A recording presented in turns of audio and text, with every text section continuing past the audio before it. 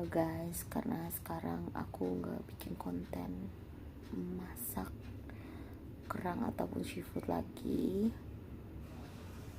jadi aku palingan buat video-video cerita kehidupan sehari-hari di rumah. Nanti kalau udah jualan lagi, mungkin baru aku buat video tentang jualan.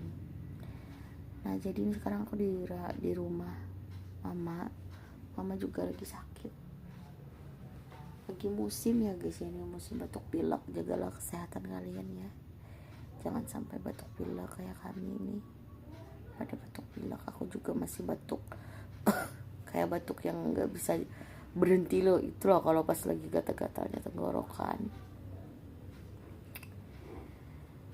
Sebenarnya tuh aku pengen jualan guys, tapi nggak bisa, badannya belum fit, nggak mungkin kan lagi jualan uha gitu. Mungkin nanti kalau pas sembuh total baru langsung jualan. Kita pulang, ini kita pulang ke tempat mama karena masih sakit kemarin kan. Ikutin terus keseruan kami ya guys.